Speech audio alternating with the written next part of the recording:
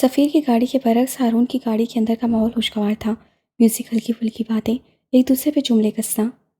ये सुबह सुबह तुम्हारे दादा जान ने क्यों अदालत लगवा रखी थी? घर के सब बड़े उनके कमरे में मौजूद थे। परवा चाची को भी मैंने वहीं से निकलते देखा था, काफ़ी गुस्से में थी। और फुफो जान भी उदास थी। हारून ने म्यूजिक की आवाज़ कम करते हुए हाले से पूछा था। हाले ने एक नज़र पिछली सीट पर बैठे हसन को देखा था और कोई जवाब नहीं दिया। हारून समझ गया था। तभी हसन को मुखातिब करता बोला था, हसन मेरी बात सुनो, तुम्हारी बहन का रिश्ता तय होने वाला है और मुझे यही लगता है कि सुबह ये गोलमेज कॉन्फ्रेंस उसी लिए के लगी थी। हाले अब बताओ मुझे सारी बात, क्या चल रहा था? हसन का मुंह खुले का खुला रह गया था, लेकिन हारून उसको नज़रअंदाज किए गया। मुझे नहीं पता, मैंने बच्चों से पूछा था, उन्होंने तो यही बताया है कि बस शम्स चचा और चची को बुलाया था। बाबा से तो कल रात ही कुछ बात की थी दादा जान ने। अब वो बात क्या है ये मुझे नहीं पता। उससे तफसील से जवाब दिया था। ये चल क्या रहा है? कोई मुझे कुछ बताएगा? मैं तुम्हारा भाई हूँ, तुम्हारा वारिस। मेरे बगैर कोई कैसे तुम्हारे रिश्ते की बात कर सकता है? और हारून भाई, आप कब लाए रिश्ता? मैं कहाँ था? वो हैरान सा सवाल पे सवाल किए गया। मेरा प्यारा भाई, हाले को उस पर प्यार आया था। कितनी फिक्र है ना तुम्हें मेरी। मैं एवं तुमसे इतना लड़ती रहती हूँ, अब पक्का तुम्हें कभी तंग नहीं करूँगी। कितना अच्छा है ना मेरा भाई। हारून से ताकीद चाहिए थी। मैं रिश्ता नहीं लाया सफ़ीर, और हाले की बात हो रही है। वो संजीदा सा बोला था। उन दोनों का नाम साथ लेते दिल 1000 बार टूटा था। क्या? वो चिल्लाया था। नहीं, ये कैसे हो सकता है? मैं ये होने ही नहीं दूंगा। तुम सफ़ीर भाई से शादी नहीं कर सकती। मैं करने ही नहीं दूंगा। क्यों नहीं कर सकती? बताना पसंद करोगे गेंडे? वो तब के बोली थी। तुम हारून भाई से शादी करो, रुखसत हो जाओ सुल्तान मंजिल से। आई समझ? वो दो टोक लहजे में बोला था। हारून ने मुस्कुराहट दबाई थी, जबकि हाले को तो आग ही लग गई थी। मैंने अभी जूता उतारना है और तुम्हारे सर पे मारना है। तुम्हें आखिर तकलीफ क्या है मेरी और सफ़ीर की शादी से? तकलीफ ही तो है, आधी ज़िंदगी तो तुम मेरे सर पर मुसल्लत रही हो। अब सफ़ीर भाई से शादी करके तुम तो सुल्तान मंजिल की मलका ही बन जाओगी। और मैं, मेरी ना पहले कोई इज्जत थी ना अब होगी। क्या क्या नहीं सोचा था मैंने कि तुम हारून भाई से शादी करके चली जाओगी और मैं सुल्तान मंजिल का बेताज बादशाह बनूंगा। लेकिन नहीं, तुमसे कहाँ बर्दाश्त होगी मेरी हुकूमत। भाई मैं कुछ नहीं जानता, तुम इस रिश्ते से इनकार कर दो। बादशाह तो तुम फिर भी नहीं बन सकते, सफ़ीर तुमसे बड़ा है, उसी की हुकूमत होगी सुल्तान मंजिल पर। वो उसको दबाने को बोली थी। हाँ ठीक है, वज़ीर ही बन जाता मैं, मुझे वो भी कबूल था। वो मुँह फुसौर कर बोला था। बको मत हसन गुलाम, चलती गाड़ी से धक्का दे दूंगी तुम्हें। अब आवाज़ से आए तुम्हारी। हाँ हारून, तुम क्या बता रहे थे? वो उसको डपट कर हारून की जाने मुतवज्जा हो चुकी थी, जबकि हसन बेबसी से उसको देख कर रह गया था। उसके तो सारे ख्वाब ही टूट गए थे। वो पांचों शहर की एक महंगी डायमंड शॉप में मौजूद थे। हसन खामोशी से एक सिंगल सोफे पर बैठा था। महर भी उसके साथ वाले सोफे पर मखमूम सी बैठी थी। हाले काउंटर के सामने खड़ी अपने लिए कुछ पसंद कर रही थी। हारून उसके साथ ही खड़ा था, जबकि सफ़ीर उनसे ज़रा फासले पे एक कॉल सुनने ठहर गया था। हारून ने हाले के लिए एक अंगूठी पसंद कर ली थी। वो हाले की हर बर्थडे पे अंगूठी ही गिफ्ट करता था। हाले ने भी अपने लिए एक ब्रेसलेट निकलवाया था। वही ब्रेसलेट महर को दिखाने वो सामने रखे सोफों की जाने पड़ गई। तभी सफ़ीर हारून के साथ आ खड़ा हुआ और उसके हाथ में पकड़ी अंगूठी उचक ली। हारून ने उसको खा जाने वाली नज़रों से देखा था। ये रिंग मैंने पसंद की है हाले के लिए, तुम कुछ और देखो सफ़ीर। वो नागवारी से बोला था। अब ये मुझे पसंद है। वो अंगूठी को तनकीदी नज़रों से देखता बोल रहा था। वैसे ही जब लड़की ही तुम्हारी नहीं रही तो इस रिंग का क्या करोगे? एक और बात, हाले को रिंग देने का इख्तियार बस मेरा है। अब तुम्हें चाहिए कि कुछ और देख लो यार। वैसे एक बात है, तुमसे चीज़ें छीनना पता नहीं क्यों मुझे इतना पसंद है। वो हल्की सी मुस्कुराहट के साथ बोल रहा था, जबकि उसकी आंखों में वाज़ह तंज था। ये रिंग खामोशी से मुझे वापस कर दो सफ़ीर, वरना अच्छा नहीं होगा। ओह, क्या कर लोगे तुम? तुम्हें पता है सफ़ीर, मैं पागल हूँ। ये बात आधा शहर जानता है। और अगर तुम्हें यकीन नहीं तो फिर मैं करूँगा ये कि वो जो सामने इंडोर प्लांट्स के बड़े बड़े गमले हैं ना, उंगली से गमलों की जानिब इशारा किया था, ये गमले उठाकर तुम्हारे सर पे दे मारूंगा। और अगर फिर भी मुझे सुकून नहीं मिला तो मैं इस शॉप की हर दीवार में तुम्हारा सर मारूंगा। और पता है, कोई मुझे कुछ नहीं कहेगा। बताऊं क्यों? इसलिए नहीं कि मेरा बाप सरकारी अहदेदार है, बल्कि इसलिए, वो उसके कान के पास झुका था, क्योंकि मैं पागल हूँ। वो चबा चबा कर बोला था, फिर हथेली खोलकर उसके सामने की थी, साथ कनखियों से इशारा किया था। रिंग वापस करो। सफ़ीर आंखों में खून लिए उसको देखता रहा और फिर रिंग उठा के उसकी हथेली पे दे मारी थी। एक बात बताऊं सफ़ीर, तुम चाहे कुछ भी कह लो, लेकिन मैं जानता हूँ तुम हाले से मोहब्बत नहीं करते। ये फीलिंग्स कुछ भी हो सकती हैं, अट्रैक्शन, क्रश, बर्तरी की ख्वाहिश, कुछ भी, लेकिन मोहब्बत नहीं। वो ख़ानदान की सबसे हसीन लड़की है, स्ट्रॉन्ग, स्ट्रेट फॉरवर्ड और बात करने का फ़न जानती है। वो बात मनवाना जानती है। वो किसी भी मर्द को ज़ेर कर सकती है। वो आम नहीं है, इसलिए, बस इसलिए तुम उससे शादी करना चाहते हो, क्योंकि तुम्हें शुरू से ही हर बेहतरीन चीज़ को अपना बनाने की आदत है। वाह यार, तुम तो जीनियस हो। टू बी ऑनेस्ट, मोहब्बत क्या होती है मुझे तो ये भी नहीं पता। मुझे सब कुछ प्लेट में रखा हुआ मिला है, प्यार, पैसा, मुकाम और अब हाले, वो भी मुझे मिल जाएगी। हारून, क्या ऐसी कोई चीज़ है जिसकी मैंने ख्वाहिश की हो और मुझे ना मिली हो? मुस्कुराते हुए बोल रहा था। आई लाइक हर, और मुझे लगता है ये बहुत है। मोहब्बत के चक्कर में बेवकूफ़ लोग पड़ते हैं, तुम जैसे पागल। मैं वैसा नहीं हूँ। मैं हर काम सोच समझ कर करता हूँ। हाले को मैंने हर ज़ाविये से देखा है। वो परफेक्ट है और हर परफेक्ट चीज़ पे सफ़ीर सुल्तान का हक है। और अगर मैं ये बात हाले को बता दूँ तो? मैं डर गया। देखो, मैं कांप रहा हूँ। वो जैसे महसूस हुआ था वो इस वक्त मेरी मोहब्बत में गिरफ्तार है। हारून, तुम क्या, अर्श से फरिश्ते भी अगर उतर कर मेरे बारे में कुछ कहेंगे तो हाले यकीन नहीं करेगी। मैंने कच्ची गोलियां नहीं खेली हारून। मैंने उसको काबू कर रखा है, ऐसे कि उसको लगता है कि उसकी मर्जी चल रही है, हालांकि वो मेरा हुक्म मानती है। लोग किसी के दिमाग से खेलते हैं, मैंने हाले का दिल काबू कर रखा है। मैं उसके दिल का हुक्मरान हूँ, और औरत अपने दिल के हुक्मरान के बारे में किसी सुनी सुनाई पे यकीन नहीं करती। अपने मनपसंद मर्द के गुनाहों पे वो कबूतर की तरह आंखें मीच लेती है। उसके अयूब ऐसे छुपा लेती है कि फरिश्तों को भी पता ना चले। मैंने 4 साल उंगलियों पे गिनवाया था। 4 साल उसको वही दिखाया है जो वो देखना चाहती थी, उसको वही सुनाया जो वो सुनना चाहती थी। और अब ना वो किसी की सुनेगी, ना किसी की दिखाई हुई चीज़ हकीकत मानेगी। वो दिल जलाने वाली मुस्कुराहट के साथ बोल रहा था। हारून ने जवाब में कुछ कहने को मुंह खोला ही था कि तभी उन्होंने हाले को अपनी जाने बातें देखा। हारून ने फ़ौरन उसको कंपोज कर लिया था। तुमने ईयरिंग पसंद की है क्या हारून? वो उसके हाथ में मौजूद अंगूठी को देखकर पूछ रही थी। हाँ की थी, लेकिन अभी इस पे कन लग गया है, इसलिए नहीं लेंगे। हम कुछ और देख लेते हैं, ओके? सफ़ीर का तो मानो खून ही खोल गया था जबकि हाले ने महज सर हिलाया था। वहाँ से निकलने के बाद वो सब मॉल गए थे। काफ़ी देर की सवारी के बाद हसन हारून की शॉपिंग मुकम्मल हो गई थी। महर ने कुछ नहीं खरीदा था क्योंकि हाले ने जो कुछ अपने लिए लिया था वही सेम उसके लिए भी ले लिया था। सफ़ीर को हर 2 मिनट बाद कोई ना कोई कॉल आ जाती थी, जिसकी वजह से उसे अभी अपने लिए कुछ नहीं खरीदा था। वो अभी भी कॉल सुनकर आया था। हसन तो महर को लेकर फूड कोर्ट चला गया था। उससे भूख नहीं बर्दाश्त होती थी। हाले, हारून और सफ़ीर, वो तीनों अब साथ साथ चल रहे थे, ऐसे कि हारून बीच में था, हाले और सफ़ीर उनके दाएं और बाएं। हारून यार, एक बात तो सुनो। सफ़ीर एक दुकान के सामने रुक गया था तो हारून और हाले को भी रुकना पड़ा। बोलो। वो उखड़ा उखड़ा सा था। यार, तुम तो जानते ही हो हम दोनों की शादी होने वाली है। वो हाले को देखते मुस्कुराते हुए बोल रहा था। तो शादी से पहले का जो टाइम होता है, गोल्डन टाइम, हम लोग वो स्पेंड करना चाहते हैं। तुम्हें नहीं लगता कि हमें ज़रा अकेले में एक दूसरे के साथ कुछ शॉपिंग कर लेनी चाहिए? वो ऐसे कह रहा था जैसे वो और हारून बचपन के दोस्त हों। श्योर, मैं फूड कोर्ट में बैठा हूँ। हाले, तुम फ्री होकर आ जाना, ओके? अपना फ़ोन ऑन रखना और ये मुझे दे दो।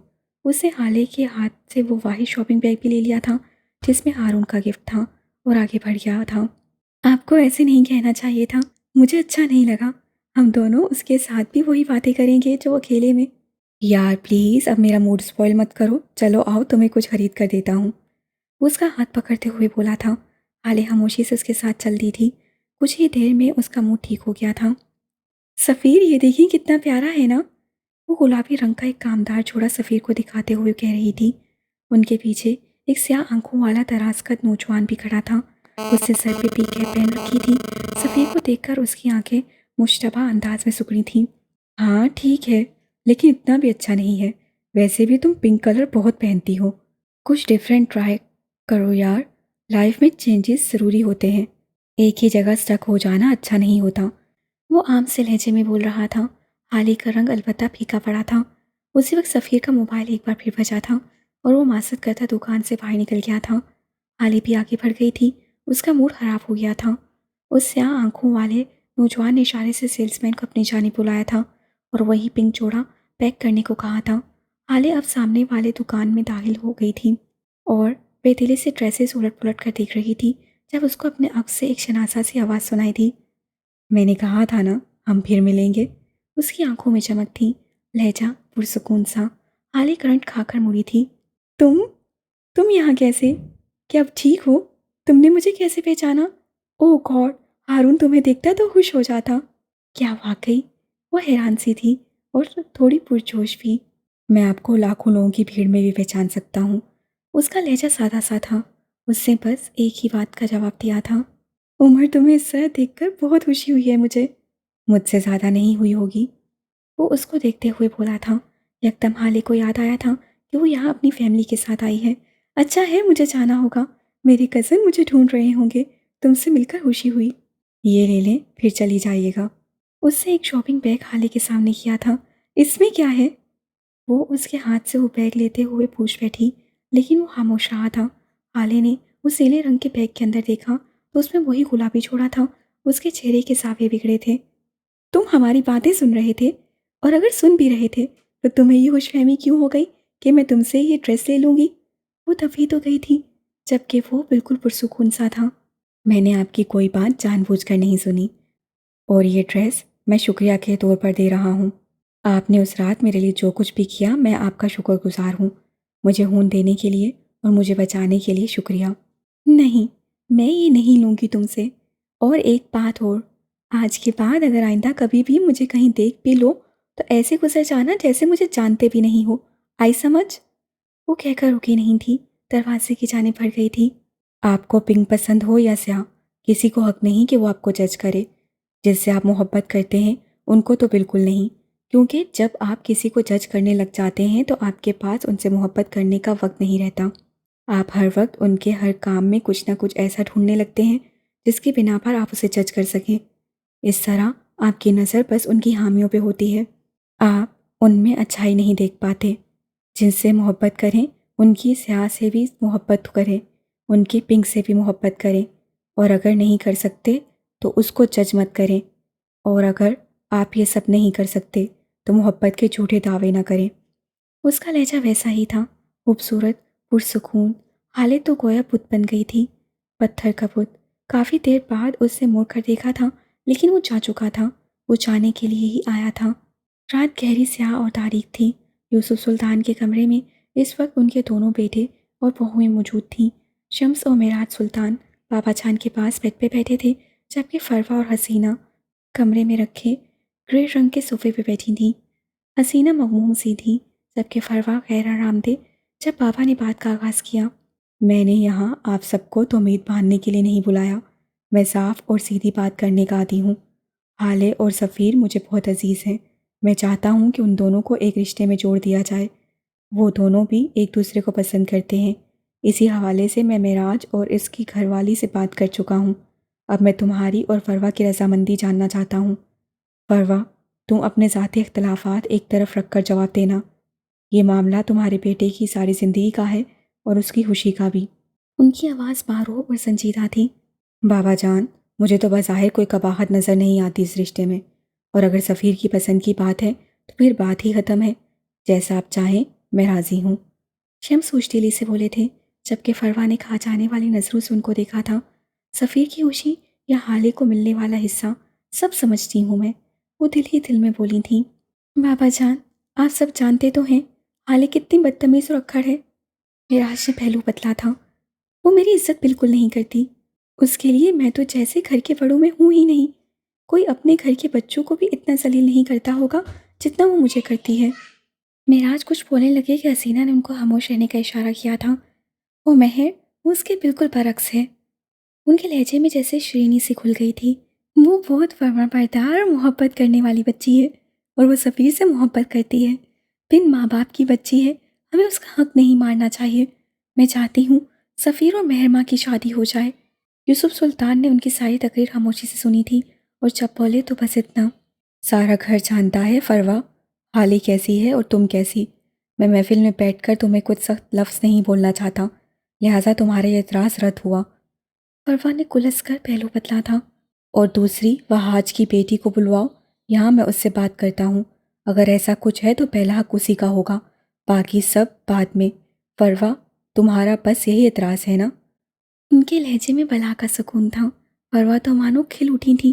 जाहिर है महरमा सब बता देगी और बस फिर सारी टेंशन खत्म। ज़बरदस्त। मुलाजमा के ज़रिए महर को पैगाम भिजवा दिया गया था। 5 मिनट बाद वो स्याह रंग की शलवार कमीज में मलबूस यूसुफ सुल्तान के कमरे में आती दिखाई दी थी। उसकी आंखों के पपोटे सूजे हुए थे, मामूल से कुछ ज़्यादा। वो सलाम करके खामोशी से हसीना और वरफा के बीच में आकर बैठ गई थी।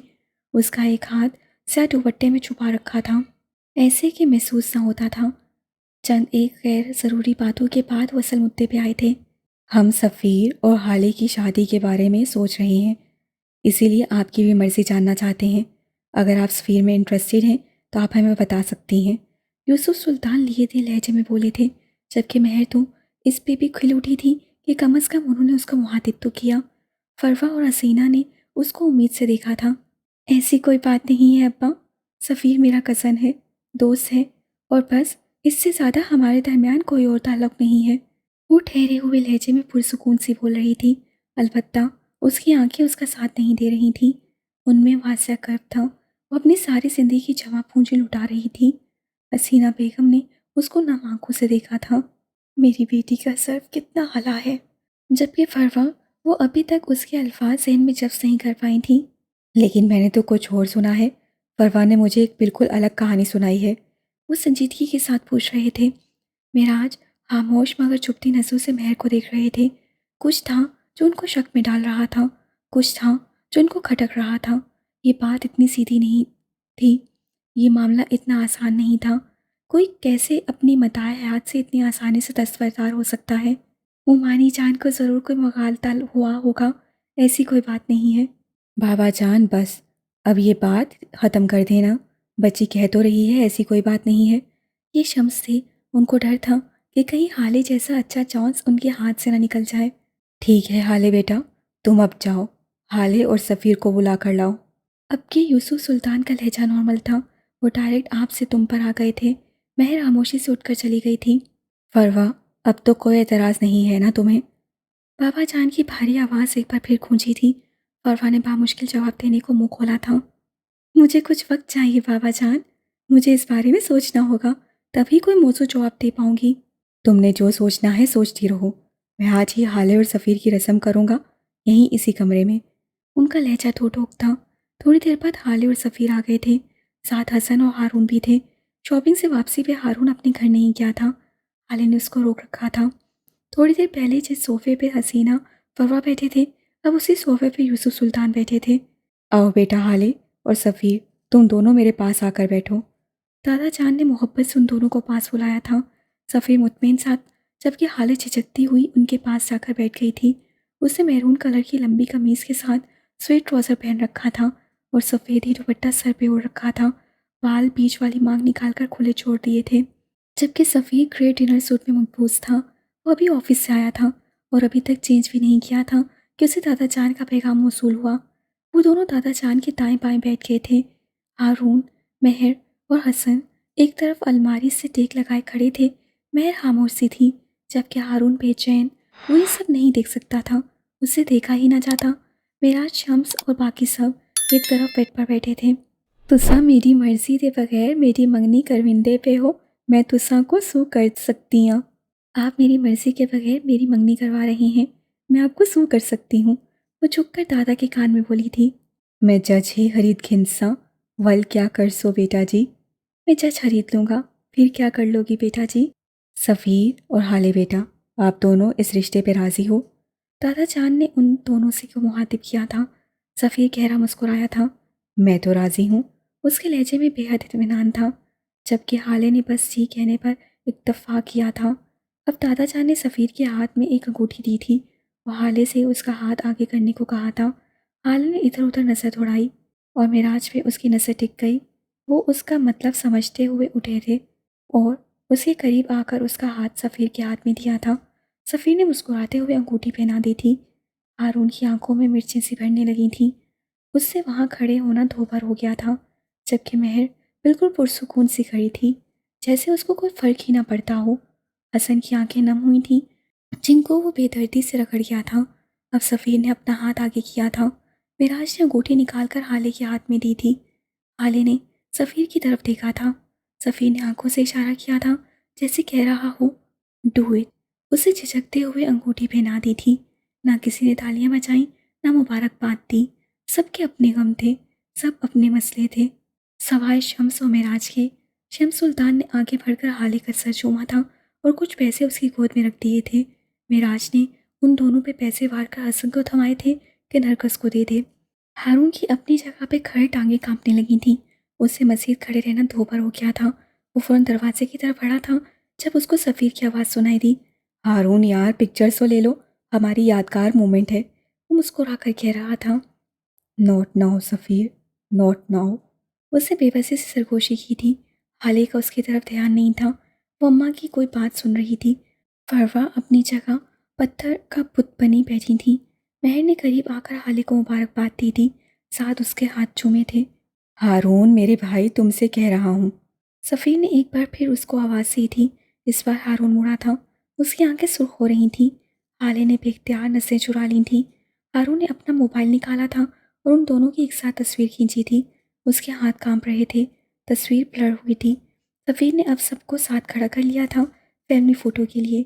हारून ने एक दो तस्वीर और उतारी थी। जब सफ़ीर ने उस तस्वीर को दिखाने को पास बुलाया, हारून उससे करीब गया था और तस्वीर दिखाने की बजाय उसके कान के पास झुका था। किसी इंसान को इतना सताओ जितना बाद में खुद भी बर्दाश्त कर सको। हम जैसे पागल अल्लाह को बहुत अजीज़ होते हैं। सफ़ीर, हमसे मत उलझो, हमें मत सताओ, वरना खुद भी सताए जाओगे। वो बोल के पीछे हटा था। सफ़ीर ने लब भींच लिए थे। हारून खामोशी से कमरे से निकल गया था। गेंडे, तुम्हें दावतनामा दूंगी यहाँ आने का। हाले ने दांत कचकचाए थे। मैं नहीं आऊँगा तुम्हारे पास। वो हाले की तरफ देखे बगैर बोला था। क्यों, क्या तकलीफ है? आ जाओ, मेरे पास बैठो। मैंने कहा ना, मैं नहीं आऊँगा। आ गया तो रो दूंगा। वो नम आंखों से बोला था। हाले और मेराज को उस पर प्यार आया था। अम्मा ने आगे बढ़कर उसको सीने से लगाया था। मेरा बेटा, माँ सदके जाए। उसी वक्त मेहर माँ कमरे से बाहर निकली थी। हसन ने उसको जाते हुए देखा था और नरमी से माँ के आसार से निकला था और मेहर के पीछे गया था। हसीना अब फरवा के पास जा बैठी थी और उनसे कुछ कह रही थी। मेहर तेज तेज कदम उठाती जा रही थी। उसका रुख अपने कमरे की तरफ नहीं था, वो छत पे जा रही थी। हसन ने उसको सीढ़ियाँ पर लांघते देख लिया था। वो भी उसके पीछे गया था। मेहर ने जैसे ही छत पे कदम रखा, आंसू उसकी आंखों से उबल उबल कर बाहर आने लगे। वो घुटनों के बल बैठकर जोर जोर से रोने लगी थी। हसन भी उसी वक्त छत पे पहुंचा था। मेहर के रोने की आवाज़ सुनकर वो भागकर उसके पास पहुंचा था। बच्चों, क्या हुआ? आप क्यों रो रही हो? वो बौखला सा गया था, जबकि मेहर के रोने में मज़ीद रवानी आ चुकी थी। प्लीज़ मुझे बताएं, कुछ हुआ है क्या? आपको किसी ने कुछ कहा है? हसन ने उसके हाथ थाम लिए थे। हसन, मुझे बहुत तकलीफ हो रही है। मैं टूट गई हूँ। क्या करूँ? मैं क्या करूँ? मेरी मोहब्बत छिन गई मुझसे। आज मेरा सब कुछ खत्म हो गया है, सब कुछ। वो जोर जोर से रोते हुए बोल रही थी। हसन की गिरफ्त उसके हाथों पर ढीली पड़ी थी। नीचे हाले और सफ़ीर की मंगनी की रस्म और यहाँ मेहर की यह हालत उससे कड़ियाँ मिलाई थीं। वो इतना भी बच्चा नहीं था कि कुछ समझ ना पाता। वो 16 साल का ज़रूर था, लेकिन था तो मर्द। क्या सफ़ीर भाई? उसे बेयकीनी से लफ्ज़ तोड़ तोड़ कर अदा किए थे। हाँ हसन, हाँ सफ़ीर, मैं उसको बहुत चाहती हूँ मेरे भाई।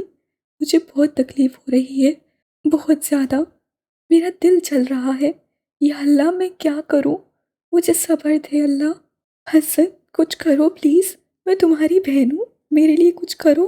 वो भी मेरी बहन है। उसने जैसे सरगोशी की थी। बच्चों, खुद को संभालें, कोई देख लेगा। आपने दादा जान से बात क्यों नहीं की? उनको बताती ना आप, सब ठीक हो जाता। बल्कि उठे, अभी चलकर बताते हैं। हाले समझ जाएगी। वो आपके लिए कुछ भी कर सकती है। अब भाई की खातिर तो कुर्बान किया है सब कुछ। पीली आंखों से हारे हुए लहजे में बोली थी। हसन ने चंबे से उसको देखा था। मैं समझा नहीं, क्या मतलब? मैंने एक मोहब्बत के लिए दूसरी मोहब्बत कुर्बान कर दी। मुझे करनी पड़ी हसन, मैं मजबूर थी। क्या किया है आपने, मुझे बताएं। वो फिक्रमंद हुआ था। वो कुछ बोली नहीं थी, खामोशी से उसको देखती रही। हसन शायद समझ गया था, तभी बोला। मैं कसम खाता हूँ, किसी को कुछ नहीं बताऊंगा। आप मुझ पे यकीन कर सकती हैं। उसके लहजे का मान, उसकी आंखों की यकीन दहानी वो कैसे ना बताती। चंद घंटे पहले उन लोगों को मॉल से वापस आए घंटा भर हो चुका था। महर वापसी पे सीधी अपने कमरे में आई थी और अभी तक वहीं थी। वो अपने बेड पर चित लेटी छत पे लगे पंखे को घूरे जा रही थी जब नरगिस ने उसे कमरे का दरवाज़ा हल्का सा बजाया। बाजी, आपको बड़े साहब अपने कमरे में बुला रहे हैं, साथ आवाज़ लगाई थी। हाले को बुलाया होगा नरगिस, जाओ उसको बताओ, वो लेटे लेटे बोली थी। लो, मैं भला क्या कम सुनती हूँ, अभी तो मैं सिर्फ 30 साल की हूँ, कान भले चंगे हैं मेरे। उसका बड़ा बेटा 20 साल का था। आपको बुलाया है जी, आपको उन्होंने बोला वहाज की बेटी को बुला कर लाओ। मेहरमा एक झटके से उठी थी। वो मुझे कभी नहीं बुलाएंगे हाले, कभी नहीं। उसे तेजी से दरवाज़ा खोला था, इतनी तेजी से कि दरवाजे से लगी खड़ी नरगिस गिरते गिरते बची थी। हाय अल्लाह बाजी, सा निकाल दिया मेरा तो, वो होल कर बोली थी। महर ने जैसे सुना ही नहीं था। उन्होंने और क्या बोला? नरगिस मुझे लफ्ज़ व लफ्ज़ बताओ, वो बेताबी से पूछ रही थी। कम अज़ कम इस जिंदगी में तो नहीं। और भला क्या कहना था जी? यही कहा कि वहाज की बेटी को बोलो 2 कप चाय बनाकर मेरे कमरे में आ जाए। महर का चेहरा धमक उठा था। वो भागती हुई किचन में गई थी, फिर से दूध निकालकर चाय का पानी चढ़ाया था। पानी उबलने लगा था। उसमें पट्टी डाली थी। उसके हाथ बुरी तरह कांप रहे थे। उसका दिल जोर जोर से धड़क रहा था। अब्बा कॉफ़ी नहीं पीते, अब्बा चाय पीते हैं। चाय बन चुकी थी। उसे जैसे ही कपड़े से पतीली उतारनी चाहिए, उसका हाथ बुरी तरह आग में जल गया। उसकी आंखों में पानी भर गया था। जलन शदीद थी। वो नीचे बैठती चली गई थी। मुंह पे हाथ रखकर तकलीफ सबक करना चाहिए। वो देर नहीं कर सकती थी। तभी थोड़ी देर बाद वो उठी थी, चाय बर्तन में डाली, ट्रे सजाया और यूसुफ सुल्तान के कमरे की जानिब बढ़ गई। 2 मिनट की दूरी सदियों पे मुहित थी। उसने दरवाजे पर पहुंचकर हल्का सा नॉक किया था। अंदर से इजाज़त मिल गई थी। वो धड़कते दिल के साथ अंदर दाखिल हुई। यूसुफ सुल्तान खिड़की के पास रखी कुर्सी पर बैठे थे। नजरें बाहर सड़क पे जमी थी। महर चंद लम्हे मुतबस्सिर सी खड़ी रही, फिर खामोशी से चलती हुई उनके सामने रखी दूसरी कुर्सी पे बैठ गई। ट्रे कुर्सियों के बीच में रखे टेबल पर रखती थी। चंद लम्हे मजीद से गए। वो खामोशी से बैठी रही। आपको हमेशा मुझसे यही शिकायत रही है ना कि मैं आपको नगीन की बेटी नहीं समझता, मैं आपको अपना खून नहीं मानता। उन्होंने बात का आगाज़ किया था। अब्बा, मुझे बस ये आरज़ू रही है कि आप मुझे उनकी बेटी तस्लीम करें। मैं आपसे शिकायत करने का सोच भी नहीं सकती, वो बेकरारी से बोली थी। आपके पास एक मौका है, मुझे साबित कर दे कि आप उस कमज़र फहाज के साथ नगीन सुल्तान की भी औलाद है। उनका लहजा ठहरा हुआ था। चले हुए हाथ की तकलीफ कम हो गई थी। क्या? कैसे? मैं क्या कर सकती हूँ? मैं सब कुछ कर लूँगी। वो तो जैसे तैयार बैठी थी। सोच लें, आप कर सकेंगी। वो तोल तोड़ कर बोल रहे थे। आप मुझे तुम कह सकते हैं अब्बा, मैं सब कर लूँगी, आप हुक्म करें। मैं आपको तब तुम पुकारूंगा जब मुझे यकीन हो जाएगा कि आप वाकई नगीन की बेटी हैं, उसी की तरह आला सर्फ, उसी की तरह बावकार। आप बताएं मुझे क्या करना होगा? सफ़ीर की मोहब्बत से दस्तबरदारी देनी होगी, वो बेलचक लहजे में बोले थे। यकदम चले हुए हाथ में चले हुए दिल का दर्द भी शामिल हुआ था। अब्बा, वो बेयकीनी से बड़बड़ाई थी। सफ़ीर आपको नहीं चाहता, आपको कुर्बानी देनी होगी, आपको साबित करना होगा कि आप बावकार हैं। अगर यहाँ नगीन होती तो कुर्बानी देती, वहाज जैसा चूड़ा कुर्बानी नहीं देता। नगीन बावकार बनती, वहाज सलील होता। आपको मेहरमा वहाज, आपको साबित करना होगा कि आप नगीन सुल्तान की बेटी हैं, उसी की तरह बावकार, उसी ही की तरह अजीम। उनका लहजा सर्द था, बेहद सर्द। इससे मुझे क्या मिलेगा अब्बा? उसकी आवाज़ रूंधी हुई थी। मेरी मोहब्बत आपको नहीं मिल सकती क्योंकि ये आपका वक्त है। आपको मेरे दिन के चंद घंटे मिल सकते हैं। हम सुबह और शाम की चाय साथ पी सकते हैं। हम साथ वॉक कर सकते हैं। मैं आपकी बनाए चाय पी सकता हूँ। आपका लाया खाना खा सकता हूँ। आपके हाथ से दुआएं ले सकता हूँ। आपके मुहातिब करने पे नरमी से जवाब दे सकता हूँ। आपको तुम बुला सकता हूँ। बोलें, आपको मंजूर है? आप चाहते हैं कि मुझे दिल दे दें, लेकिन उसमें खून की फरहमी रोक दें और मैं फिर भी जिंदा रहूं। खून के बगैर दिल 5 सेकंड में बंद हो जाएगा अब्बा, लेकिन मैं कोशिश करूंगी कि उसको बंद ना होने दूं। आप चाहते हैं कि एक नया पौधा लगाया जाए और उसको पानी ना दिया जाए। अब्बा, वो जल जाएगा, लेकिन नहीं, मुझे आपके चंद घंटे चाहिए। अब्बा, मैं ये चांस नहीं छोड़ सकती, चाहे आप मेरा दिल क्यों ना बंद कर दें। हाथ बुरी तरह चलने लगा था और उसमें ऐसी तकलीफ उठी थी कि लामान। मतलब आप राजी हैं? नहीं, बोल दो, मना कर दो।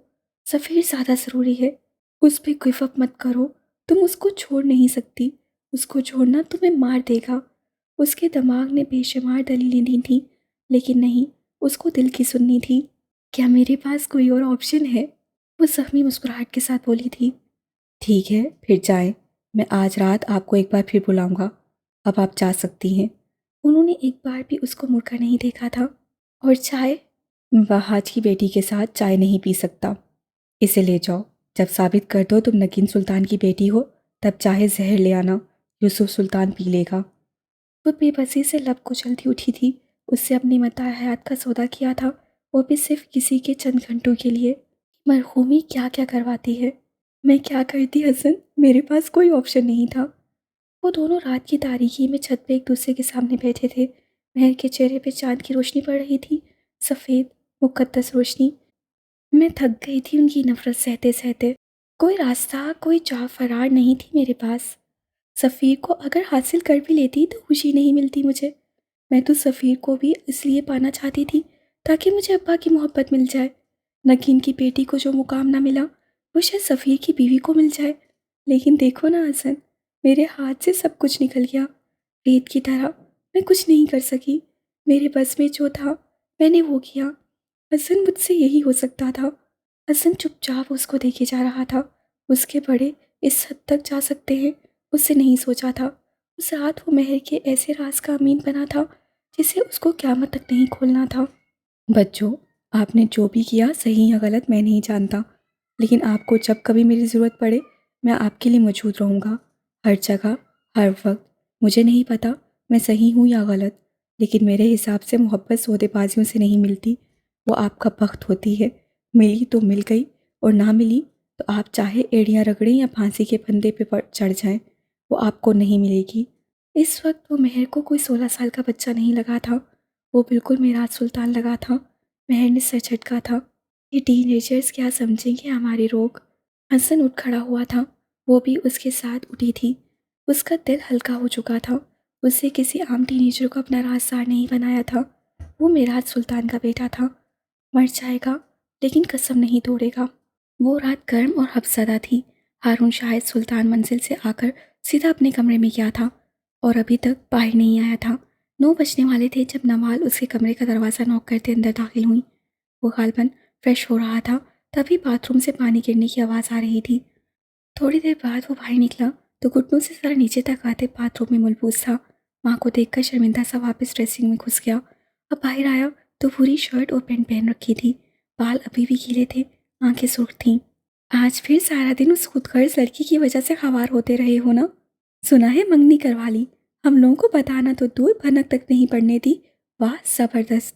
वो सब गुस्से में थी। मामा, ये सब बहुत अचानक हुआ, वरना फूफो जान आपको ज़रूर बुलाती। वो अपने बाल बनाते हुए कह रहा था। हाँ, जैसे मैं नहीं जानती तुम्हारी फूफो जान को, और तुम किस खुशी में बिन बुलाए बाराती बन के खड़े हो गए थे। मुझे वहाँ रहने का कोई शौक नहीं था, ये बस एक इत्तेफाक था। मुझे तो ये तक नहीं पता था कि वहाँ उसकी रस्म होगी, वरना मैं वहाँ कभी न रुकता। वो वाकई न रुकता। हारून मेरे बेटे, क्यों कर रहे हो ये सब? खुद को क्यों अजियत देते हो? तुम नहीं भूल सकोगे उसको सारी ज़िंदगी। इसी अजियत में रहोगे कि उसको अपना क्यों नहीं लिया। ज़रा सी ज़ोर ज़बरदस्ती से अगर वो तुम्हारी बन सकती है तो इसमें क्या कबाहत है। वैसे भी शादी के बाद सब ठीक हो जाता है। उसे खामोशी से सारी बात सुनी थी और फिर उनके पास बेड पर आकर बैठ गया था। अच्छा, क्या चाहती हैं आप? उसको अगवा कर लूं? वो तहम्मुल से पूछ रहा था। ज़बरदस्ती निकाह कर लूं, बल्कि गन पॉइंट पे निकाह करता हूँ। लेकिन ये तरीका काम नहीं करेगा मम्मा, क्योंकि वो मर जाएगी लेकिन कबूल है नहीं बोलेगी। फिर क्या करूँ? उसे सोचने की अदाकारी की थी। मेराज अंकल के ऊपर गन रख लूं, या फिर हसन? अगर वो भी नहीं तो फुप्पो जान, वो तो है ना? या फिर पापा, वो भी तो उसके मामू हैं। हारून, बकवास मत करो। मामा, वो मर जाएगी लेकिन ऐसी शादी कबूल नहीं करेगी। मैं चाहे उसको अगवा करूं, ज़बरदस्ती करूं या कुछ और, वो सारी ज़िंदगी मुझसे नफ़रत करेगी। माफ़ी तो दूर, वो मेरी शक्ल भी नहीं देखेगी। वो आज की लड़की है मामा, वो अपनी इज्जत नफ्स को मोहब्बत पे तरजीह देगी। वो हाली है, वो इज्जत की मौत पसंद करेगी, जिल्लत की ज़िंदगी नहीं। मैं सारी ज़िंदगी इस गिल्ट में नहीं गुजार सकता कि मैंने जिससे मोहब्बत की उसे ज़बरदस्ती की। मैं इसको मोहब्बत ही नहीं मानता। और उसको घर से उठा लेना, ज़बरदस्ती निकाह, उसकी इज्जत की धज्जियाँ उड़ाना, उसको सारे जहां में रुसवा करना, उसकी अपनी नज़रों में उसकी कोई इज्जत ना रहने देना। अगर यही मोहब्बत है तो मैं नहीं करता मोहब्बत। मैं दस्तबरदारी देता हूँ मोहब्बत से। वो हाले सुल्तान है मामा। वो ज़बरदस्ती का दिया हुआ जोड़ा नहीं पहनती। शादी तो फिर दूर की बात है। मैं सारी ज़िंदगी इस दुख के साथ रह सकता हूँ कि वो मुझे ना मिल सकी, लेकिन ये अज़ियत कि वो मुझसे नफ़रत करे, ये मैं नहीं झेल पाऊँगा। हज़ारों लोग हैं इस दुनिया में जिनको उनकी मोहब्बत नहीं मिली, एक मैं भी सही, लेकिन ज़िल्लत में मिली तो अच्छा, भीख में मिली मोहब्बत, ये मैं नहीं ले सकता। वो मुझे नहीं मिली, ये दुख रोज़ मुझे अंदर से खा रहा है, लेकिन मैं खुद को बेतौकीर नहीं करूँगा। उसका नाम सफ़ीर के साथ सुनकर मुझे लगता है जैसे किसी ने मेरे मुंह पर तेज़ाब फेंक दिया हो, लेकिन उसको खुश देखकर मैं खुश हो जाता हूँ।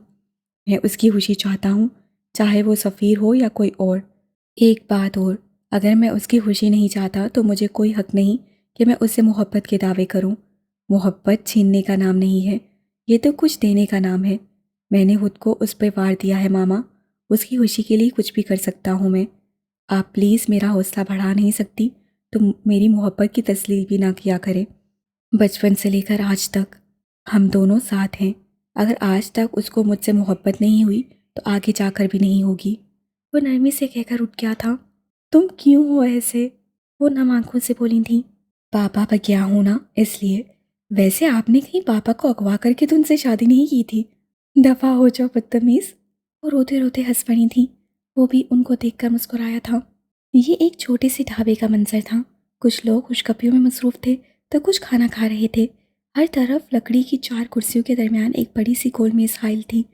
जिनकी फैमिली ज़्यादा होती वो 2 मेज़ों को साथ जोड़ देते और कुर्सियाँ लगाकर बैठ जाते, लेकिन यहाँ एक ऐसी मेज़ भी थी जहाँ सिर्फ 2 लोग ही बैठे थे। एक स्याह दुपट्टे वाली नफीसा हयात और उनके सामने उनके कज़न और दूर शरीक भाई रहमान। वो दोनों खाना नहीं खा रहे थे, उनके पास खाने से ज़्यादा बड़े मसले थे। खुदा की कसम फीसे, मुझे कुछ नहीं पता था इस बारे में। तू मुझ पे यकीन कर, तेरा भाई ज़ाहिर खा लेगा लेकिन किसी का खून नहीं बेचेगा। वो दरमियानी उम्र के थे। नकोश काफ़ी हद तक नफीसा से मिलते थे, खास तौर पर आंखें। मैं जानती हूँ आपको कुछ नहीं पता, आप इस मामले से लाइल्म हैं भाई। वो थकी थकी सी थी। यकीन कर नफीसा, जब से मुझे ये सब कुछ पता चला है ना, जी नहीं चाहता कि उसकी शक्ल भी देखूं। मैं उसको तलाक ही दे देता, लेकिन क्या करूं, वो मेरे बच्चों की माँ है। बच्चे रुल जाएंगे। हया ना आई बेहया को। जिस दुकान से घर चलता है वो तूने डाल कर दी, जिस घर में रहते हैं वो तूने दिया। अरे बच्चों की फीस तक तो भरती रही हो अब तक। और वो, उसकी आंखों की शर्म मर गई थी। माँ कहती थी ये कम नस्ली है, इसको ब्याह कर मत ला, ये अपनी नस्ल दिखा देगी। लेकिन नहीं, मुझ पे तो भूत सवार था मोहब्बत का। वो जैसे बेबस थे, उनको खुद पे गुस्सा था। छोड़ो भाई, कुछ और बात करो, मैं उसकी बुराई नहीं सुन सकती। एक वक्त में वो मेरी दोस्त रही है। उनका लहजा सादा सा था। अच्छा ये तो बता, तुझे ये सब कैसे पता लगा? जब मैं अमेरिका से आई उसके अगले दिन ही मुझे जरी की हकीकत पता चल गई थी, क्योंकि जो कुछ हुआ वो किसी घरवाले के मुलव्विस हुए बगैर मुमकिन नहीं है। कोई इतना दलेर नहीं था कि नफीसा के घर में घुसकर उसके बेटे को ड्रग्स से मैं बेकरी जा रही हूँ ये बात बस जरी को बताई थी। और नहीं, उस रोज़ उन्होंने मेरा ताकुब नहीं किया था। वो सब जरी की इन्फॉर्मेशन थी। खैर कड़ियाँ मिलती गईं और जो सूरत सामने आई वो आपकी बीवी थी। फिर तूने इतना इंतज़ार क्यों किया? उसी दिन क्यों सब कुछ नहीं बता दिया हमें? एक चीज़ जो मुझे शक में डाल रही थी कि सरी क्यों चाहती थी मैं अमेरिका जाऊं। बस ये मामा मुझसे हल नहीं हो रहा था और आखिरकार मैंने ये भी जान लिया। उसके होंठों पे तंसिया मुस्कुराहट थी। जरी जानती थी कि वो मेरे सामने रकम खर्च नहीं कर सकती, वो मेरी नज़रों में आ जाएगी, मैं उसके लफ्ज़ पकड़ लूँगी, उसकी चालें पलट दूँगी। तभी वो चाहती थी कि मैं चली जाऊँ। पता है भाई, वो कहती है उससे मेरा कोई नुकसान नहीं किया, लेकिन मैं आपको बताऊँ उससे मेरा कितना नुकसान किया है। उसकी आंखों में किरचियाँ सी भरने लगी थीं। वो मेज़ पे आगे को हुए सरगोशी नुमा आवाज़ में कह रही थी, उसकी वजह से मेरे इतबार करने की हिस्सी मर गई है। मुझे लोगों से खौफ आने लगा है। मैं अब काफ़ी अरसे तक कोई दोस्त नहीं बना पाऊंगी बल्कि शायद सारी ज़िंदगी मैं दोस्तों के बगैर रहूँगी। मैं किसी से राज नहीं कह सकूँगी, और अगर कहूँगी तो सारी सारी रात और दिन इस खौफ में रहूँगी कि कहीं वो मेरा राज फाश ना कर दे, कहीं वो भी मुझे धोखा ना दे दे। वो बहुत डिस्टर्ब सी थी। मैं सो नहीं पाती हूँ। मेरा दिल बहुत दुखा हुआ है। अगर सारी दुनिया आपके साथ धोखा करे, दगा दे, आपके पेट में खंजर घोंपे, यहाँ तक कि आपकी फैमिली, आपका ख़ानदान भी, अगर आपको कोई तकलीफ़ पहुँचाए या आपका महबूब आपसे बेवफाई कर दे, चाहे आपके साथ कुछ भी हो जाए, तो आपके पास एक ऐसा शख्स होता है जिसे आप सब बता सके, जिससे बिला झिझक सब कह सके, और वो होता है आपका दोस्त। मैं अब सोच रही हूँ, आपका दोस्त ही आपसे दगा करे, आपको धोखा दे, तो आप किससे जाकर कहेंगे? भाई, आप बताएं मैं किसके पास जाऊं? उनकी आंखों का कर्व रहमान को अपना दिल कटता महसूस हुआ था। फी से तू गम ना कर, अल्लाह है ना, वो तेरे मुजरिमों को ऐसे नहीं छोड़ेगा। तू अल्लाह की बड़ी लाडली है, उसका तुझ पे हास करम है। तूने उसका कलाम पढ़ा और पढ़ाया है। तुझे पता है अल्लाह को तुझसे इतनी मोहब्बत है कि जो कोई भी तुझे धोखा देता है या देने लगता है, वो उसका चेहरा तेरे सामने ले आता है। वो तुझे कभी मुकम्मल धोखा खाने नहीं देता। वो तेरे ऊपर लोगों की हकीकतें बड़ी जल्दी खोल देता है, और जिसने तेरे साथ बुरा किया होता है उसके साथ तो वो होता है कि खुदा की पनाह। तुझे याद है जब तूने वकालत का पर्चा दिया था? वो जैसे याद करके बता रहे थे, उनकी आंखें चमक रही थीं। तब उस हॉल की सुपरटेंडेंट ने तुझसे आधे में पर्चा छीन लिया था, क्योंकि उसको पता चल गया था तूने उसको अपनी खानदान की किसी लड़की को नकल करवाते देख लिया था। इससे पहले कि तू उसके खिलाफ कुछ करती, उससे बाजी पलट दी। लेकिन फिर जब नतीजा निकला तो तू पास हो गई थी। तेरा तो आधा पर्चा हुआ था, लेकिन उस सुपरटेंडेंट की लड़की पूरा पर्चा देकर भी फेल हो गई, और फिर अगले कई साल जब भी उसे पर्चा दिया, फेल ही हुई। वो कभी पास नहीं हो सकी। फी से तेरे साथ नाइंसाफ़ी उनको महंगी पड़ गई। नफीसा यक तक उनको बोलते हुए सुन रही थी। उसकी आंखों में किसी किस्म का कोई तासुर नहीं था। और वो फुरकान, वो तुम्हारा बचपन का मंगेतर याद है? उसे भरे मोहल्ले में ये इल्ज़ाम लगाया था कि तू वकालत पढ़ने नहीं बल्कि आवारागर्दियाँ करने जाती है बाहर। वो कई बार तो उससे खुद तुझे लड़कों के साथ होटलों में देखा है। याद कर, उसके बाद उसके साथ क्या हुआ था। उसकी बहन की शादी ऐन निकाह के वक्त टूट गई। उसका बाप उसी रात सदमे से मर गया। माँ पागल हो गई, और उसकी होने वाली बीवी अपनी मायों की रात भाग गई। वो आज तक गंवारा है। किसी ने उसको अपनी लड़की नहीं दी। उसे तेरी करदार कशी की, अल्लाह ने उसको कहीं का ना रहने दिया। तेरी नंद, उससे तुझे धोखा देकर तेरा पहला बच्चा मार दिया, और उसके बाद तुझे कभी औलाद ना हुई। उसके साथ क्या हुआ याद है ना? उसके 5 के 5 बच्चे एक ही साल में उसकी आंखों के सामने दम तोड़ गए, और शौहर हादसे में मर गया। वो दीवानों की तरह गली गली रोती फिरती थी। उसको देखकर कलेजा मुँह को आता था। मेरे पास ऐसे 1000 किस्से हैं, मैं क्या क्या याद दिलाऊं। मुझे बहुत डर लगता है फी से। एकदम उनकी आंखें नम हुई थीं, उनका लहजा कांपा था। बड़ा डर लगता है मुझे जरी के अंजाम से। पता नहीं उसके साथ क्या होगा। देख, तू उसको माफ़ ना कर बेशक, लेकिन उसके लिए दुआ करना। उसका किया मेरी औलाद पे ना आ जाए। मुझे मेरी औलाद बड़ी प्यारी है, उसके लिए दुआ करना। वो कमबख्त हासिद हो गई है, उसका पेट नहीं भरता। अब उसका हसद उसको खा ना जाए फी से, उसके लिए दुआ करना। वो आखिर में जैसे रो पड़े थे। उसने तुझसे तेरा करियर छीन लिया। उसने, वो अभी बोल रहे थे कि नफीसा ने उनकी बात काटी थी। उससे मुझसे मेरा करियर नहीं छीना। मुझसे मेरा करियर मेरे ईमान की कमज़ोरी ने छीना है। इज्जत, जिल्लत, मौत, जिंदगी, ये तो सब अल्लाह के हाथ में होती है। लेकिन मैं लोगों से डर गई। मुझे लगा वो लोग मेरे बेटे को मार देंगे। मैंने ये नहीं सोचा कि अगर उमर की ज़िंदगी लिखी होगी तो वो लोग चाहे उसको गोली मारें या जहर दे दें, वो बच जाएगा। जरी और उन 10 लोगों का प्लान बिल्कुल परफेक्ट था। मेरे बेटे की बीमारी, मेरा अमेरिका जाना, मेरा लाइसेंस कैंसिल हो जाना, और वहाँ तैयारे खैर में जाकर हिम्मत हार जाना, और फिर शर्म से कभी वापस ना आना। वो तंसिया मुस्कुराई थी। लेकिन उन लोगों से एक गलती हो गई, बस एक गलती। अब उनकी आंखों में सर सतासुर था और लहजे में तपिश सी। उन लोगों ने गलत औरत चुन ली। उन्होंने नफीसा हयात को चुन लिया। अब मैं उनको बताऊंगी कि मैं क्या चीज़ हूँ। मेरे बाप के खून पसीने की कमाई से मैंने वकालत का इम्तिहान दिया था। बसों के धक्के, कई कई घंटों की भूख, ये सब मैंने इससे अब नहीं बर्दाश्त की थी कि एक दिन कोई भी ऐरा गैरा आएगा और मुझसे मेरा हक छीन लेगा। ना मैं ये होने दूंगी। एक एक को घसीटूंगी, एक एक से हिसाब लूंगी। मेरे दिनों की हैसियत का, मेरे रातों के अजाब का हिसाब मैं किसी एक को भी नहीं छोड़ूंगी भाई, किसी एक को भी नहीं। उनको लगा था कि वो लोग मुझसे मेरे वाहिद रिश्ता सरी को छीन लेंगे और बस नफीसा हार जाएगी, लेकिन उनको नहीं पता मेरा वाहिद और मजबूत रिश्ता तो मेरे अल्लाह से है। और जिस इंसान का अल्लाह के सिवा कोई ना हो, उससे डरो, उसके कहर से डरो, उसकी नरमी से डरो, उसकी चुप से डरो, उसके बोलने से डरो, और जब उसको सताओ तो खुदा के अजाब से डरो। वो सर लहजे में बोलकर खामोश हुई थी। तू क्या करने वाली है फीसे? वो बामुश्किल बोल पाए थे। नफीसा गहरा मुस्कुराई थी। वही जिसमें नफीसा माहिर है, मैं एक एक को कोर्ट में घसीटने वाली हूँ। वो बोलकर आसूदगी से आंखें मूंद चुकी थीं। यूसुफ सुल्तान का कमरा इस वक्त बिखरा सा था। थोड़ी देर पहले सफ़ीर और हाले की रस्म के बाद घर के सारे अफराद एक एक करते अपने कमरे को चले गए थे। अब कॉफ़ी की भाप उड़ाते मग से प्लेट में रखे ड्राई फ्रूट्स थे और दादा पोती की नाहदम होने वाली बातें थीं। यूसुफ सुल्तान बेड से टेक लगाए पैर लंबे किए नींद दराज से, जबकि हाले आलती पालती मारे बैठी थी। कुछ देर पहले खुले हुए बाल अब ढीले जोड़े में बांध रखे थे। उसके चेहरे पर खुशी थी, उसकी आंखों में चमक थी। अच्छा, बाकी सब बातें छोड़े दादा जान, आप ये बताएं कि चची जान और फूफो एक दूसरे से इतनी नफरत क्यों करती थी? उसके लहजे में तजस्सुस था। यूसुफ सुल्तान ने गहरी सांस भरी थी। फरवा और नगीन की बहुत अच्छी दोस्ती थी। दोनों एक दूसरे पे जान देती थीं। उन्होंने बोलना शुरू किया था। हाले गौर से उनको सुन रही थी। उन्हीं दिनों मेरा भतीजा वहीद गांव से यहाँ पढ़ने आया था। मैंने उसको अपने घर में रख लिया। वो नगीन के साथ यूनिवर्सिटी जाने लगा। वहाँ उसकी मुलाकात फरवा से हुई और वो दोनों एक दूसरे को पसंद करने लगे। वहीद उसके लिए लड़ने मरने को तैयार हो जाता। उससे मुझसे बात की।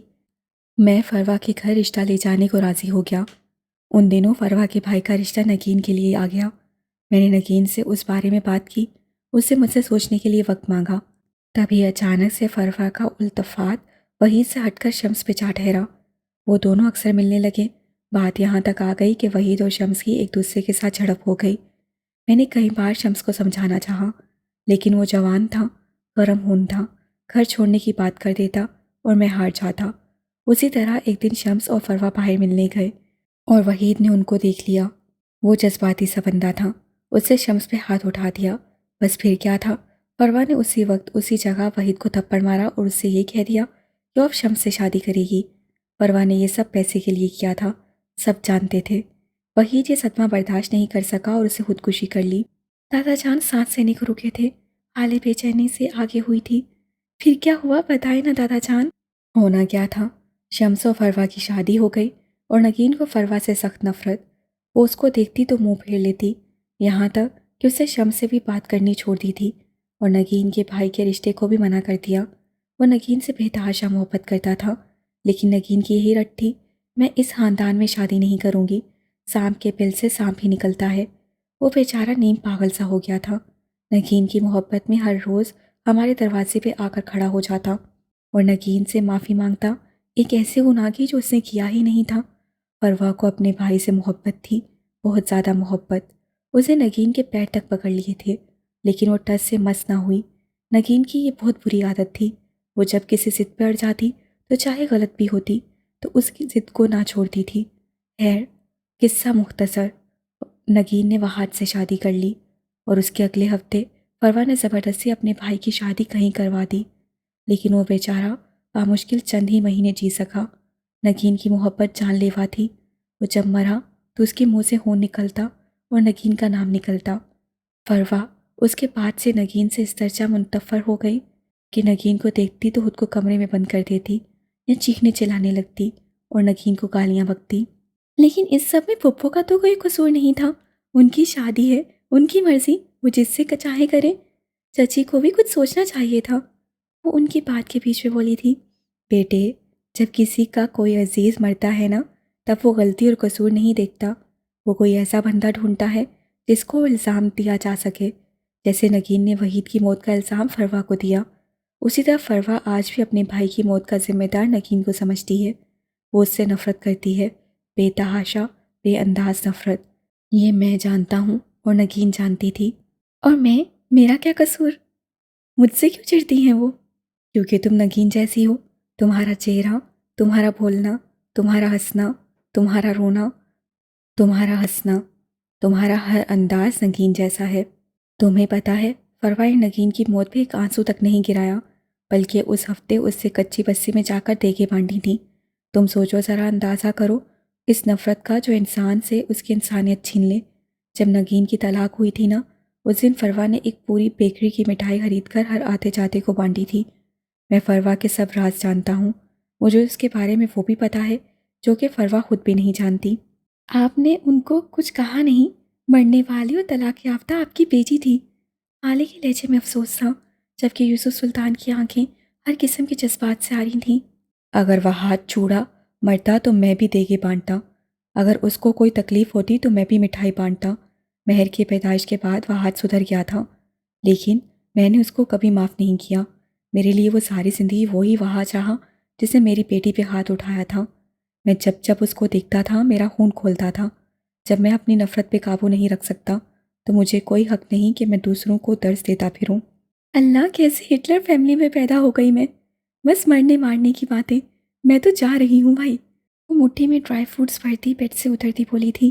दादा जान उसको देखकर मुस्कुराए थे। इस वक्त ना जाना, फरवा का गम ताज़ा है। उन्होंने दरवाज़ा खोल दी, आले को पीछे से हाँक लगाई थी। गरम लोहे पे चोट मारने का तो अलग ही मज़ा है। वो मुड़े बगैर कहती बाहर निकल गई थी। रात आहिस्ता आहिस्ता सिरक रही थी। यूसुफ सुल्तान के कमरे से आने के बाद से फरवा अब तक एक ही पोजीशन में बैठी थी। उनको यकीन नहीं आता था कि जो अभी कुछ देर कबल हुआ वो सब एक हकीकत थी। उनकी आंखें पथराई हुई थीं। उनमें गुस्सा था, शौक था। उनको रह रहकर महर पे गुस्सा आ रहा था। वो कैसे उनकी बाजी पलट गई। वो अब तक शौक में थी कि वो चटांग पर की लड़की हाले किस तरह उनको मात दे गई। सदमा शदीद था। इसी वक्त उनके कमरे के दरवाजे पर हल्की सी दस्तक हुई। उसी तरह बैठी रही, मुड़कर देखा तक नहीं, लेकिन वो उस चाप को पहचानती थी अच्छी तरह, बहुत अच्छी तरह। चची जान, मैं आ जाऊं? वो खुले दरवाजे पे खड़ी पूछ रही थी। हाले, मैं कम से कम इस वक्त तुम्हारी शक्ल नहीं देखना चाहती, वो मुड़े बगैर बोली थी। लेकिन मैं आपसे बात करने आई हूँ, आपसे माफ़ी मांगने और सुलह करने। सब सॉर्ट आउट करते हैं ना। कब तक आप इस तरह मुझसे चिढ़ती रहेंगी? वो बोलती हुई फरवा के पास आकर बैठ गई थी। उसका लहजा हल्का फुल्का सा था, जैसे उन दोनों के दरमियान किसी गुड्डे गुड़िया की सी लड़ाई हो। फरवा ने पूरे का पूरा घूम कर उसको देखा था। मुझे तुमसे चिढ़ नहीं है, मुझे तुमसे नफरत है। इतनी कि अगर तुम मेरे सामने मर भी जाओ तो मेरी आंखों से आंसू ना निकले। इतनी कि अगर कोई तुम्हें मेरे सामने जिंदा जला डाले तो मैं उसको रोकूं ना। वो उसके पास उसके बहुत करीब बैठी घुर्रा रही थी। आले का सांस सीने में अटका था, लेकिन बज़ाहिर वो मुस्कुराती रही। चले छोड़ें ये नफरत मोहब्बत। मुझे ये बताएं, आप इस रिश्ते की मुखालफत क्यों कर रही हैं? मैं नहीं चाहती कि मेरी और सफ़ीर की शादी आपकी मर्ज़ी के बगैर हो। आप मेरी माँ जैसी हैं। मैं आपसे बहुत प्यार करती हूँ, और ये सिर्फ लफाजी नहीं है, आई मीन इट। उसका लहजा सादा सा था, पुरखुलूस। उसे चंद लम्हे पहले वाली फरवा की बात का असर साइल करना चाहा। वो आज झगड़ा करने नहीं आई थी। फरवा उठ खड़ी हुई थी। उनकी आंखों में ऐसा तासुर था, खुदा की पनाह। मैं बताऊं तुम्हें क्यों कर रही हूँ इस रिश्ते की मुखालफत? क्यों हूँ मैं इसके खिलाफ? क्योंकि मैं जब जब तुम्हें देखती हूँ ना, मुझे तुम्हारी मुकरो शक्ल वो भी याद आ जाती है, और मेरा जी चाहता है मैं अपने हाथों से तुम्हारा गला दबा दूँ। मेरी फुफ्फो के बारे में इस तरह बात मत करें चची, हाले ने उनको टोका था। और बताऊं, तुम दो गली हो हाले, तुम गोल्ड डिगर हो। पहले हारून को दोस्ती का झांसा दिया और कई साल उसके पैसों से ऐश करती रही, और जब शादी की बारी आई तो तुमने शहर का एक बेहतरीन बिजनेसमैन पास दिया। तुम उस हारून के साथ सारा दिन सड़कों की आँख छान सकती हो, उसके साथ शहर के एक एक रेस्टोरेंट में खाना खा सकती हो, लेकिन शादी नहीं। शादी तुम उससे नहीं कर सकती क्योंकि तुम्हें उससे मोहब्बत नहीं है। मुझे क्या समझ रखा है तुमने? पागल हूँ मैं, हाँ? चची, आप इस तरह मेरे किरदार पे बात नहीं कर सकती। मैं आपको हक नहीं देती। मैं यहाँ सुलह करने आई हूँ। आप बात बढ़ा रही हैं। आप। तीसरी वजह। वो तो जैसे उसकी सुनी ही नहीं रही थी। तुम्हारी माँ के खानदान में औलाद होती ही नहीं, और अगर किसी की हो भी जाए तो 10-15 साल तो कहीं नहीं गए। क्या मेरे बेटे को भी बे औलाद रखने का इरादा है? तुम्हारी माँ ने 10 साल बाद औलाद पैदा की, तुम कितने साल लगाओगी? 15 या 20? बल्कि ऐसा करना, सफ़ीर के बच्चों को मेरी कब्र पे ले जाना, वहाँ खेल लेंगे मुझसे। वो जख्मी नागिन की तरह फनकार रही थी। हाले का दिल जैसे किसी ने जोर से दबाया था। ऐसे तो ना कहें, ये सब तो अल्लाह के इख्तियार में होता है। अम्मा के बस की बात तो नहीं थी ये। अरे रहने दो तुम्हारी माँ को शादी के पहले हफ्ते ही तलाक हो गई थी। अब मेरे बेटे के लिए ऐसी बेनस्ली बदकार औरत बची है, तुम्हें घर लाऊंगी मैं। जैसी बदकार तुम्हारी माँ थी वैसी ही। हाले झटके से अपनी जगह से उठी थी। बस बहुत बोल चुकी हैं आप, और बहुत सुन चुकी मैं। अब अगर आपके मुंह से एक लफ्ज़ भी निकला तो मैं भूल जाऊंगी आपके साथ मेरा क्या ताल्लुक है। अगर मेरी माँ और मेरा किरदार साफ नहीं, तो आज आपके किरदार की बात कर ही लेते हैं। आप वही हैं ना जिन्होंने पैसे की लालच में एक भाई से रिश्ता तोड़कर दूसरे भाई से छोड़ लिया था। दो भाइयों को एक दूसरे से मुनफ्फर कर दिया, यहाँ तक कि उनमें से एक ने खुदकुशी कर ली। आपकी अपनी दोस्त ने आपको इसलिए छोड़ा क्योंकि आप किरदार की अच्छी नहीं थी, लड़कों को कपड़ों की तरह बदलती थी। चले ये सब तो आपकी शादी के पहले के किस्से हैं ना। आपने शादी के बाद क्या किया मैं याद दिलाऊं? वो आंखों में गस लिए उनके सामने खड़ी करवा रही थी। आपको ये बताऊं कि क्यों शम्स चचा को आपकी इस मुकरू शक्ल से भी नफरत है? क्योंकि उनके कान के पास झुकी थी, आवाज़ सरगोशी जितनी धीमी कर ली थी। क्योंकि 20 साल कब शम्स चचा ने आपको एक जापानी बिजनेस टाइकून के साथ होटल के एक कमरे में ऐसी हालत में देखा था कि जुबान को बयान करने की ताब नहीं, लफ्ज़ों को माफूम देने की जरूरत नहीं। उस दिन से लेकर आज तक इस घर में शम्स चचा की नज़रों में आपकी हैसियत 2 टके की भी नहीं रही। इसलिए कहती हूँ चाची, बदकार लोगों को चाहिए किसी दूसरे के किरदार की बात ना करें। वो बोलकर पीछे हटी थी, जबकि फरवा के कांटों तो लहू नहीं बदन में। उसका रंग उजड़ गया था, उसका चेहरा सफ़ेद था, लट्ठे की मानद सफ़ेद। तुम्हारी जूरत कैसे हुई? हाउ डेयर यू लिटिल बिच! वो बहुत देर बाद फनकारी थी। चिल्लाए मत चची, वो उनसे ज़्यादा तेज़ आवाज़ में धारी थी। जिनका अपना माजी दागदार हो, उनको चाहिए कि दूसरों के हाल पे तबसरे ना करें। उसका लहजा ठंडा था, बर्फ जैसा। तुमने मुझे तन्हाई में जलील किया है, मैं तुम्हें महफिल में रुसवा करूंगी। तुम मेरा दागदार माजी उठाकर लाई हो ना, मैं तुम्हारे हाल को जिल्लत का निशान बना दूंगी। मैं तुम्हारे साथ वो करूंगी कि सारी दुनिया देखेगी। तुमसे वो छीनूंगी जिसका तुमने तसव्वुर भी नहीं किया होगा। तुम्हारी किस्मत अब से मैं लिखूंगी हाले, और मैं तुम्हारे बख्त में वो जिल्लत लिखूंगी कि तुम मर कभी इस दाग को धो नहीं सकोगी। याद रखना। वो हाले के बिल्कुल करीब खड़ी दबा दबा सा घुर्रा रही थी। उनके लहजे में काट सी थी, जबकि हाले दोनों हाथ सीने पे बांधे खामोशी से उनको सुनती रही। और जब बोली तो बस इतना, वातु इज्जु मंतशा वातजिल्लु मंतशा। अल्लाह जिसे चाहे इज्जत दे और जिसे चाहे जिल्लत दे। वो बोलकर रुकी नहीं थी। दरवाज़ा ठाक की आवाज़ से मारती कमरे से बाहर निकल गई। परवा को यूं लगा था जैसे ये दरवाज़ा उनके मुंह पे मारा गया हो। उनके जिस्म का सारा खून उछलकर उनके चेहरे पर आ चुका था। असियत से असियत थी, जिल्लत से जिल्लत थी।